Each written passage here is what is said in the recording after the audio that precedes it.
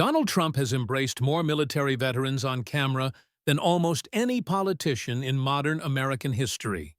He has saluted more generals, toured more bases, and delivered more speeches praising America's heroes and what he calls the greatest fighting force the world has ever known. He has posed beside Medal of Honor recipients and stood solemnly at memorials while cameras rolled. He has typed, "Thank you for your service," so often it became part of his public image. Yet until one October night on Fox News, no one had forced him to answer a simple, direct question. If you love veterans so much, the question went, why do the records show you keep trying to take from them? By the end of the broadcast, 6 veterans had walked out of the studio. A Gold Star mother had demanded answers he could not give. And a single sentence was echoing across television screens, phones, and every corner of the internet. "I was the sucker, Mr. President, for believing a word you said." The documents that triggered that moment were not new.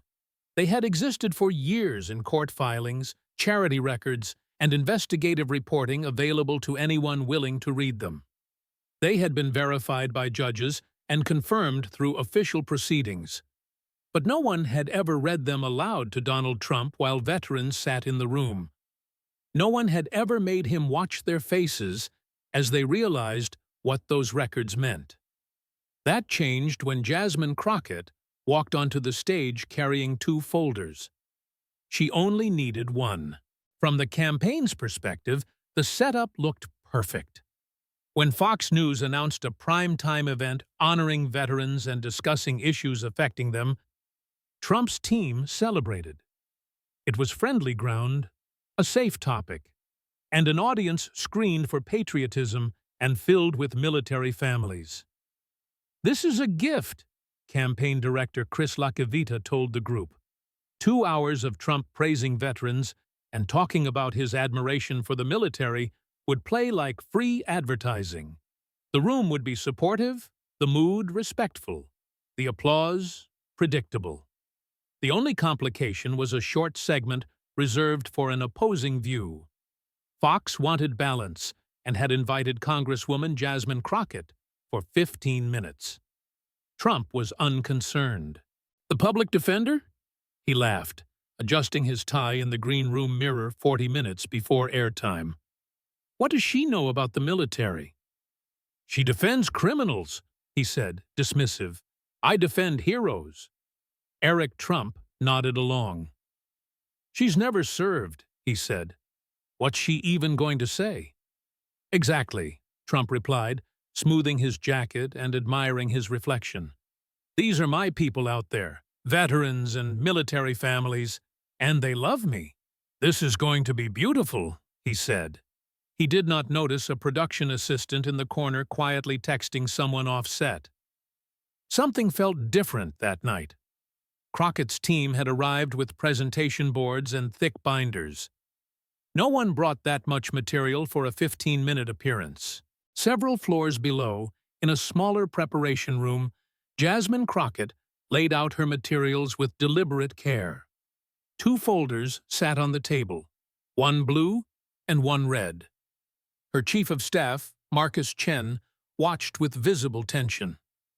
"You know he's going to come after you personally," Marcus said. "The intelligence insults, the coded attacks, the things he always uses." "I know," Crockett replied. "And you're okay with that?" Marcus asked.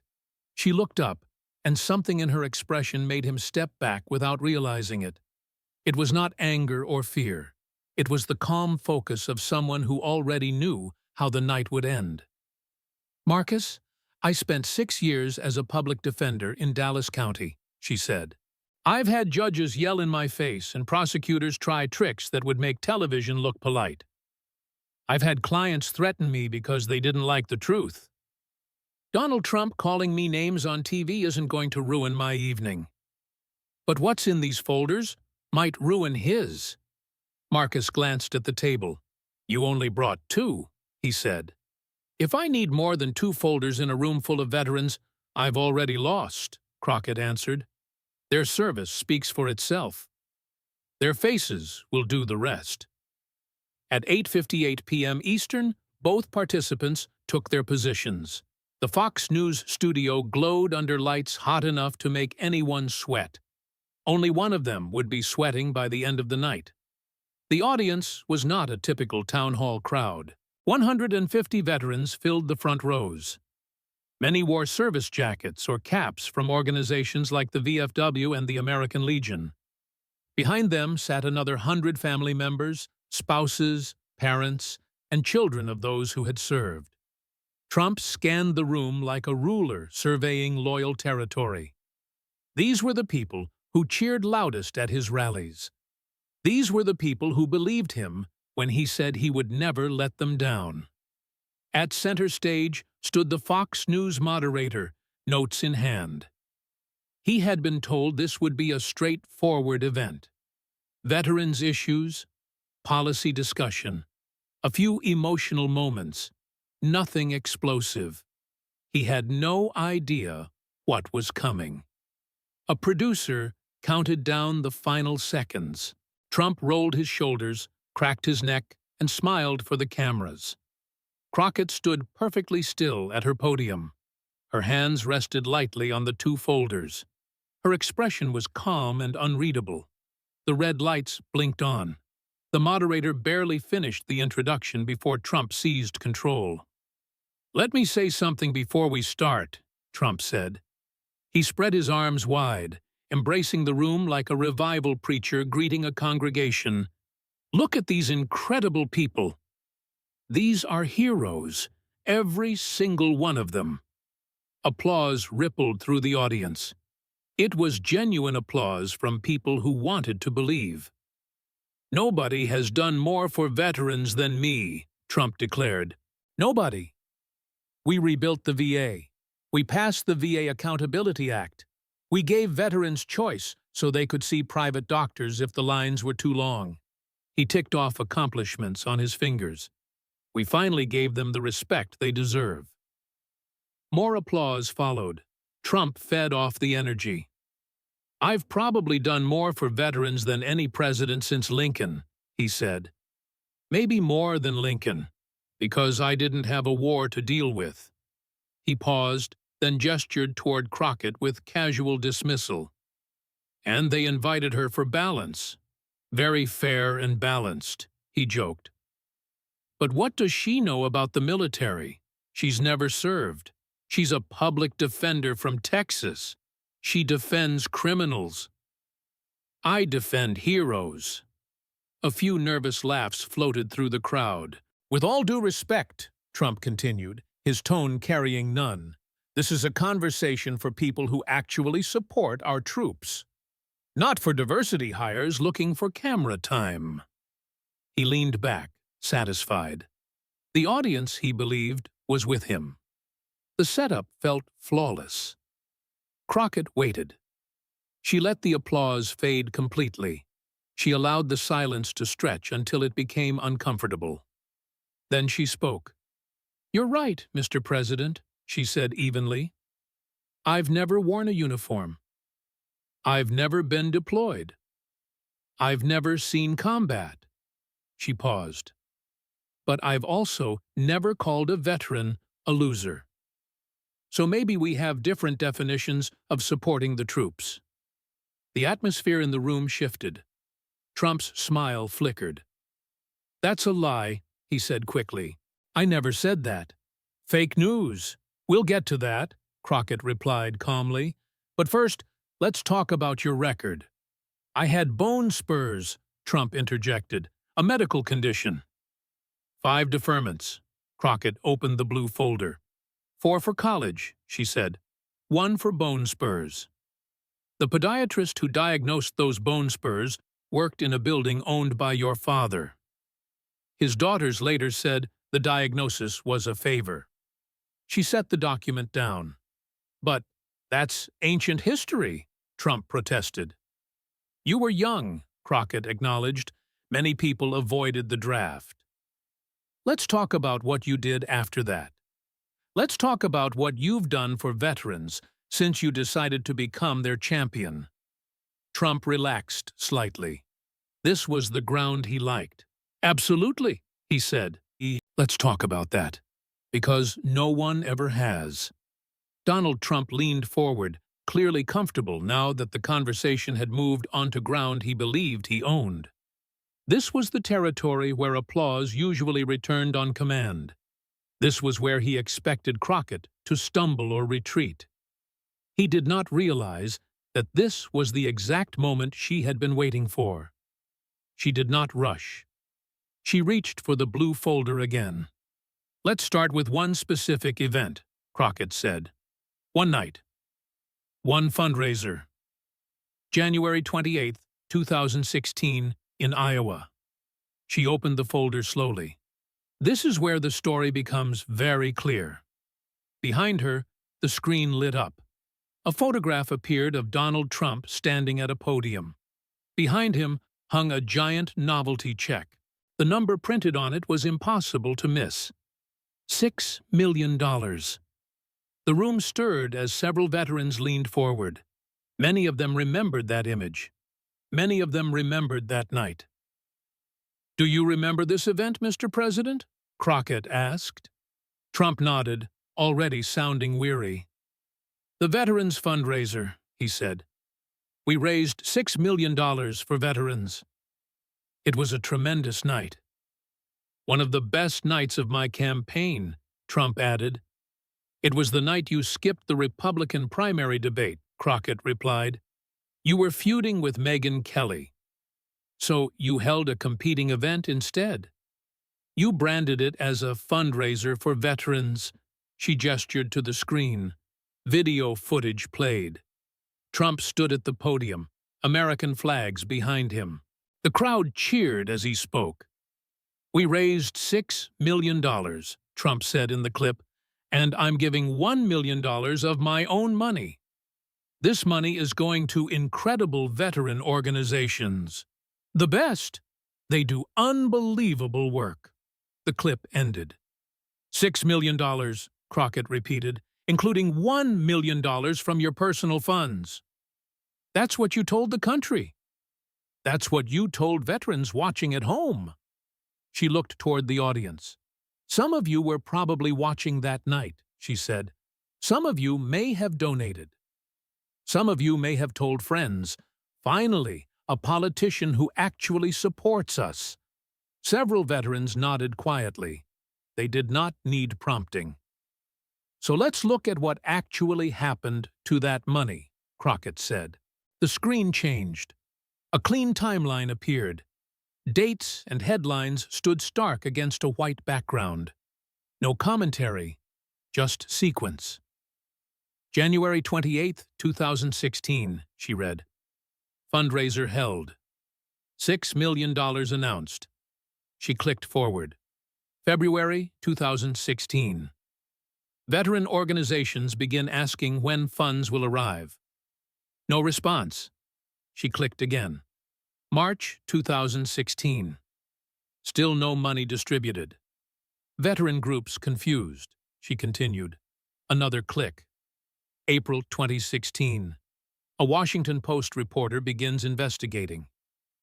David Farenthold contacts dozens of veteran organizations. She clicked once more. Then hundreds. Most received nothing.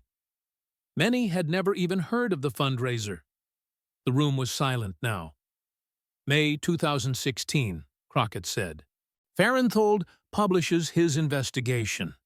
The headline appeared clearly on the screen. 4 months later, "Where's the money Trump raised for veterans?" She turned back toward Trump.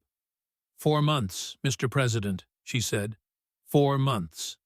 "And during that time, the money sat in the Trump Foundation. Your personal charitable foundation. It wasn't helping anyone." Trump's voice rose quickly. "We were vetting organizations," he said. "You can't just give money to anybody." "We had to be careful." Crockett nodded slightly. "You were careful for 4 months," she said, "until a reporter started asking questions. Then suddenly, within days, checks started going out." She pulled another document from the folder. This part is important. She held it up so the date was visible. May 24th, 2016. This is your personal donation. The $1 million you promised from your own pocket. She paused deliberately. You wrote that check on May 24th, 2016, Crockett said, 4 months after the fundraiser. And the same day the Washington Post published a story asking where that money was. She let the silence do the work. You didn't donate until you were exposed. That donation wasn't generosity, she continued. It was damage control. The easy applause from earlier was gone completely. No one spoke. No one shifted. Then a voice came from the audience. It was older, roughened by years of use. May I say something? The moderator hesitated, but the man was already standing. He wore a faded army jacket. Patches from the 101st Airborne were stitched onto the sleeves. A wheelchair sat beside his seat. My name is Harold Washington, he said. Staff Sergeant, 101st Airborne Division. 2 tours in Vietnam. 3 Purple Hearts.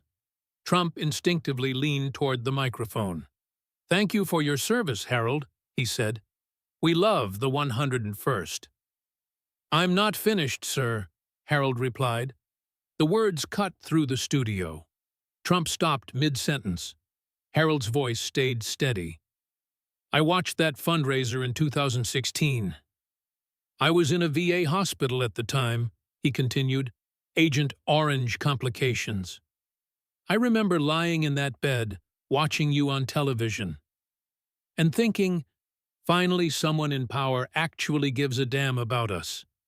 He paused. I told my wife, Harold said. I said, this Trump guy is different. He raised $6 million in one night. He's giving $1 million of his own money. He actually cares. Harold looked directly at Trump. Was any of that real, he asked, or was it just another show? Trump leaned forward, lowering his voice. It was real, he said. We gave millions to veteran organizations, Trump insisted. Great organizations. The money went to heroes like you. Harold did not move. He asked one word. When? The room froze. When did the money go to them? Harold asked. Because we just saw it sat there for 4 months. Trump opened his mouth, then closed it. Harold lowered himself back into his seat slowly. I just wanted to know, he said quietly, if I was right about you. Or if I was the fool. Crockett allowed the silence after Harold's question to linger. It was the kind of quiet that presses on the chest. No one rushed to fill it. No one clapped. No one looked away. Mr. Washington asked a fair question, Crockett said finally. So let's try to answer it. Let's look at where the money actually went. She turned back to the screen. Another document appeared. A list of organizations and dollar amounts filled the display. Some legitimate veteran charities did eventually receive funds, Crockett said. Fisher House, which provides housing for families of hospitalized veterans, $115,000. Operation Homefront, which supports military families. $100,000, she continued. These are good organizations. They do real work. No one here disputes that. She paused before continuing. But not all of the money went to groups like these. The screen changed again. New entries appeared, highlighted. $100,000 went to a foundation run by one of Mr. Trump's business associates. $50,000 went to an organization that hosted events at Trump properties. $10,000 went to a group that gave Mr. Trump an award the year before. She faced the audience. Money donated to help veterans was distributed, in part based on who had been good to Donald Trump. The room felt heavier with every word. A woman stood in the front row. She wore marine dress pins on her jacket. Her posture was rigid, trained. "My name is Maria Gonzalez," she said. "Sergeant First Class, United States Marine Corps. 12 years of service. I run a small veterans housing nonprofit in Phoenix," Maria continued. "We help homeless veterans get off the streets. We help them find housing. We help them get their lives back." Her hands were steady, but her voice was tight. "We applied for funding from that fundraiser," she said. "We had documentation. We had a proven record. We helped over 200 homeless veterans in 3 years. We were exactly who that money was supposed to help." She paused. "We received nothing. But a foundation run by one of your associates received $100,000. Maria sat down. Her hands trembled once before she folded them together. Crockett waited until Maria was seated. "Unfortunately, the story doesn't end there," she said. "The Trump Foundation, which received and distributed this money, was later investigated." She raised another document, this time by the New York Attorney General. The seal of New York State filled the screen. "December 2018, Crockett read. "The Trump Foundation was ordered to dissolve. Not voluntarily closed. Ordered shut down by a court of law." The room murmured. The Attorney General described what she found as, Crockett said, reading carefully, "a shocking pattern of illegality." Trump's voice rose immediately. "That was political persecution," he said. "The Attorney General was a Democrat. The court found that your foundation was used as little more than a checkbook for your personal and business interests," Crockett replied. "Charitable donations were used to pay legal settlements for your companies. They were used to purchase items for your personal benefit. They were used to make political donations charities are legally forbidden to make." She advanced the slide. Specific line items appeared. $10,000 to purchase a 6-foot portrait of yourself. It hung in one of your golf clubs. Gasps rippled through the audience.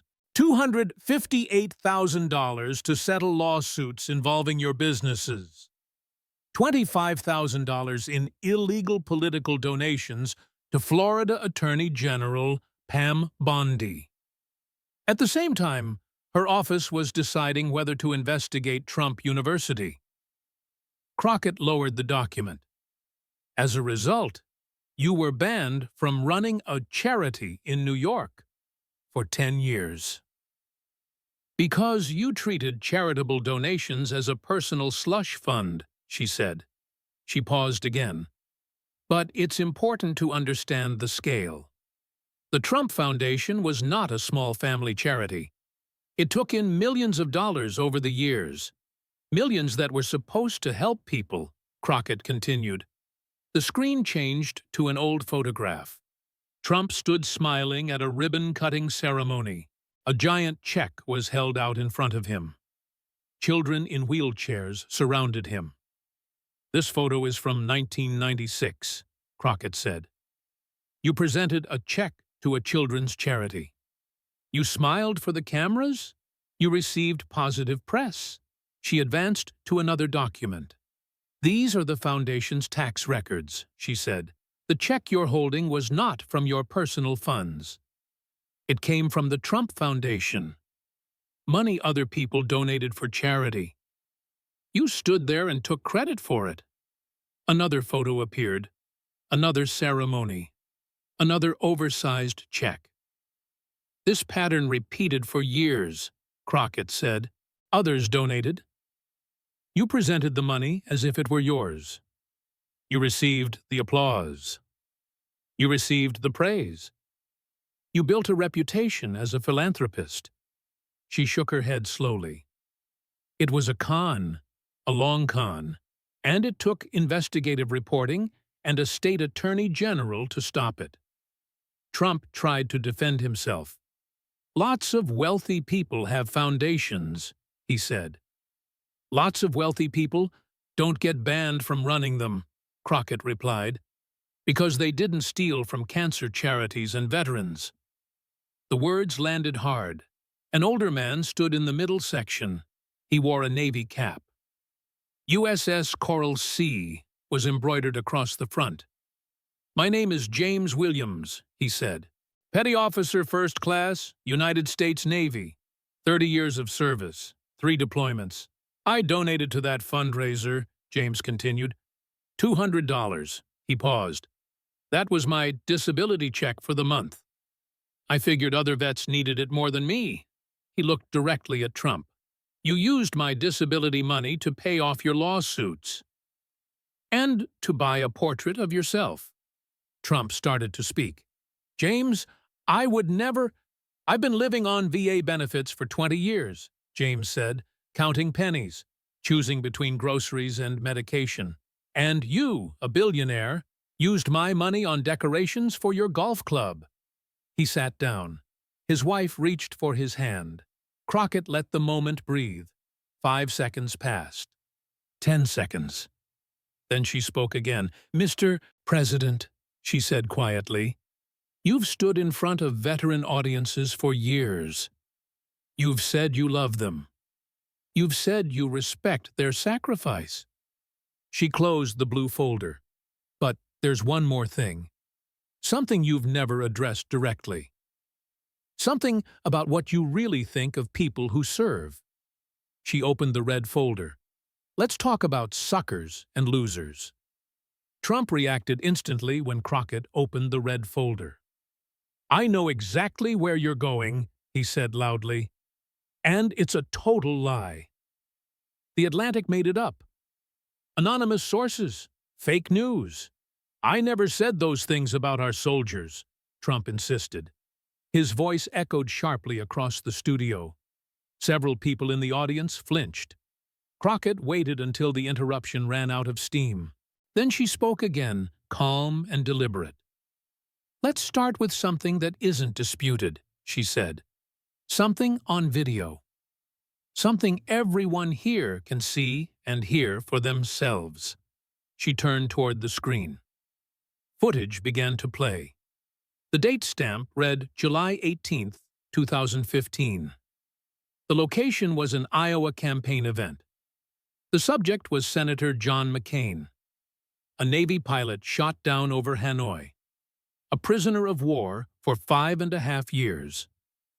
Trump's voice filled the studio. He's not a war hero, the recording said. He was a war hero because he was captured. I like people that weren't captured. The clip stopped. The silence afterward was absolute. No one spoke. No one shifted. Crockett let the moment stand on its own. Then she began to speak. Senator John McCain was shot down over Hanoi in 1967, she said. He broke both arms and a leg when he ejected from his aircraft. He was pulled from a lake by a mob and beaten. He spent 5.5 years in the Hanoi Hilton. He was tortured so badly he could never raise his arms above his head again. She paused. When his captors learned his father was a Navy admiral, they offered him early release. It would have been a propaganda victory. He refused. Because the military code forbids accepting special treatment. So he stayed, Crockett continued, for 3 more years. Being beaten. Being starved. Because honor required it. She turned toward Trump. And you said he wasn't a hero because he was captured. Trump shifted at the podium. I respect John McCain's service, he said quickly. I like people that weren't captured. Those are your exact words, Crockett replied. They're on video. What context makes that acceptable? Trump did not answer. A man stood up in the audience. He wore a suit, but his bearing was unmistakably military. My name is David Mitchell, he said. My father was Captain Richard Mitchell, United States Air Force. He was shot down over North Vietnam in 1967. He spent 6 years in the Hanoi Hilton. I was 9 years old when he came home, David continued. I barely recognized him. He weighed 110 pounds. He had scars from beatings. His shoulders were permanently dislocated. David looked directly at Trump. My father was a hero, not because he was captured, but because he never broke. For 6 years he gave the enemy nothing. He refused propaganda, David said. He refused to betray his country. He refused to betray the men beside him. And you said men like him weren't heroes. You said you liked people that weren't captured. David swallowed hard. He saw you say that. He never talked about it. But I saw the hurt in his eyes. He sat down slowly. Crockett waited again. 20 seconds passed. 30 seconds. The only sound was quiet crying from the back rows. Then she spoke once more. That comment was public, she said. Recorded. Undeniable. But what about what you said in private? What about when you thought no one was listening? She lifted a magazine cover on the screen.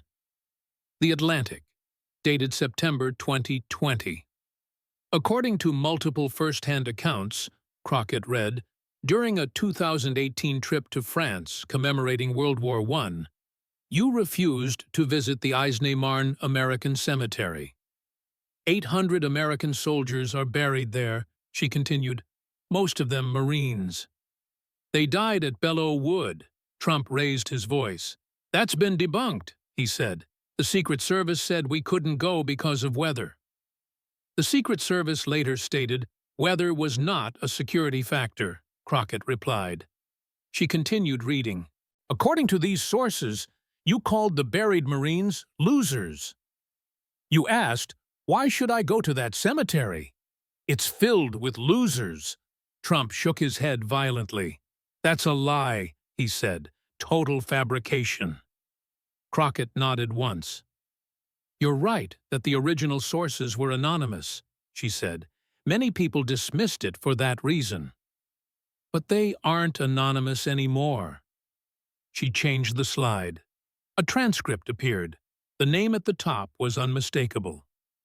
General John F. Kelly, United States Marine Corps, former White House Chief of Staff, Gold Star father. His son Robert was killed in Afghanistan in 2010. Crockett read carefully. When I pointed out the graves of fallen soldiers, Kelly said, the president asked if they were suckers. He could not understand why someone would give their life for their country. He asked, what was in it for them? Trump exploded. Kelly is a liar, he shouted. He's disgruntled. He's selling books. I fired him. I was there, Kelly had said. I heard him. There is no other way to interpret it. Crockett looked up from the transcript. General Kelly's son is buried in Arlington, Section 60, she said, the same cemetery where you asked that question. She moved to the next document. General James Mattis, she read, 44 years of service. He said you were the first president in his lifetime who did not try to unite Americans. General Mark Milley, she continued, former chairman of the Joint Chiefs. He called you fascist to the core and the most dangerous person to this country. She moved again. General John Hyten, Crockett said, former vice chairman of the Joint Chiefs. He warned that you might attempt to use nuclear weapons illegally. She set the papers down. These are not political pundits, she said. These are career military leaders, Crockett continued. Men who stood beside you in the Oval Office, in the Situation Room, at Arlington National Cemetery, and every one of them says the same thing, that you despise the military you claim to love. A woman stood in the front row. She was small, gray-haired, and clutching a folded American flag. My name is Patricia Reyes, she said. My son was Corporal Daniel Reyes. He was killed in Afghanistan in 2012, she continued. He was 22 years old. The room went completely still. When I heard what you said, she said softly. I didn't believe it at first. I thought no president would say that, Patricia said. Not about our children. This flag was on my son's coffin. I hold it every day. It's all I have left. She looked at Trump. Was my son a sucker? She asked. Was he a loser? Trump's voice softened. Ma'am, I would never, he began. Your son was a hero. Then why won't General Kelly support you? Patricia Reyes asked. The question landed like an explosion. He's a Gold Star father, too. His son is buried near mine. They died the same year, in the same war, for the same country. Why won't he stand with you? Patricia paused, gripping the folded flag tighter. Because he was there, wasn't he? He heard what you said. He knows who you really are. She sat down slowly. Her hands shook once, then steadied. The room stayed silent. No applause came to Trump's rescue. Crockett spoke again, her voice low. Mrs. Reyes asked why General Kelly refuses to endorse you, she said. Let me read his answer. Another transcript appeared on the screen. The source was clear. The New York Times, October 2024. Crockett read carefully. He is the most flawed individual I have ever encountered, Kelly said. The depth of his dishonesty is staggering. Every relationship is transactional. It is beyond belief. She continued. He admires dictators and strong men. He has no respect for democracy or the Constitution. God help us if he is elected again. Crockett lowered the paper. That is your former chief of staff, a 4-star Marine general, a Gold Star father, a man who buried his son at Arlington. And he is warning the country about you. She took a breath. But maybe you'll say he's biased, Crockett continued. Maybe you'll say he has an agenda. So let's look at something else. Something physical. Something undeniable. The screen changed to a wide photograph. Rows of white crosses stretched into the distance. Green grass, gray sky. The Aisne-Marne American Cemetery in France. 2,289 American soldiers buried there. Most of them Marines, Crockett said. Many killed at Belleau Wood in 1918. They stopped a German advance toward Paris. They fought hand to hand. They died far from home. She advanced the slide. Another image appeared. World leaders standing in the rain, heads bowed, wreaths laid. November 10, 2018, Crockett said. The centennial of the armistice. Every major world leader attended. They stood in the rain. They honored the dead. You did not, she said, turning to Trump. Trump began to speak. The Secret Service said weather was not a security issue, Crockett replied. Marine One couldn't fly. Vehicles were available. You chose not to go. She let the implication hang. You stayed in your hotel suite. And according to multiple witnesses, you said, why should I go to that cemetery? It's full of losers. The word lingered in the air. Losers. Men from Kansas, Ohio, Texas. Men who crossed an ocean to die in mud and gas. Men who never came home. Losers. A woman stood in the middle section. She wore a simple black dress and a small gold star pin. My name is Jennifer Adams, she said. My brother was Staff Sergeant Michael Adams. He was killed in Fallujah in 2004. He was 24. Her voice was steady. Her hands were not. I wasn't planning to speak tonight, Jennifer said, but I can't sit quietly. My brother volunteered. He didn't have to. He believed service mattered. He wasn't a loser, she said. He wasn't a sucker. He was a hero. She sat down. Her husband took her hand. Another man rose slowly. He was elderly, moving with effort. "My name is Robert Kowalski," he said. "Sergeant First Class, United States Army. Korea, 1950 to 1953. I fought at Chosin Reservoir," he continued. 30 below zero. We carried our dead and wounded out. We never left anyone behind." He pointed a trembling finger toward Trump. "We didn't survive Korea, so a rich draft dodger could call us losers," Kowalski said. "We didn't watch our friends die, so rain could stop you from honoring them. I voted Republican my whole life. But I won't support you." He sat down. A final man stood near the back. His posture was rigid, unmistakably Marine. "My name is Raymond Thompson," he said. "Sergeant Major, United States Marine Corps, retired. Vietnam and the Gulf."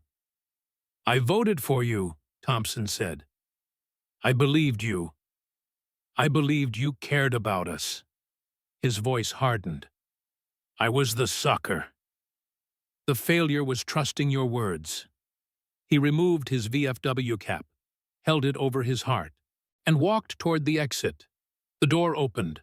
Another veteran stood, then another, then another. 6 in total. They said nothing. They removed their hats, held them to their chests, and walked out one by one. A woman in a wheelchair was last. She stopped at the door. "My husband is buried in Arlington," she said. "He trusted this country. He trusted dignity. You are no leader of mine." The door closed behind her. 6 empty seats remained. 6 hats gone. The studio was silent except for quiet sobbing. Trump gripped the podium, knuckles white. His face drained of color. "This is rigged," he snapped suddenly. "You planted fake veterans. They're actors." Crockett did not move. "They're real Americans," she said. "They have records. They visit graves. They buried friends." Trump began pacing. "The generals lie," he shouted. "Kelly lies. Mattis lies. Milley lies. It's all a deep state setup." A voice from the crowd spoke up. "I have 2 Purple Hearts," a veteran said. "You calling me fake?" Another voice followed. "My son is active duty." "You calling his father a liar?" Trump pointed at Crockett. "You did this," he said. His fingers shook. "You don't belong in Congress. You're just a—" He stopped. The word hung unsaid. Everyone knew it. Crockett leaned forward slightly. "Finish the sentence," she said softly. "The country is watching." Trump stared at her. His mouth opened. No sound came out. "That's what I thought," Crockett said. She gathered her folders. "That word doesn't hurt me. It exposes you. Now millions know who is asking to lead their children." Trump tore off his microphone. "I'm done," he shouted.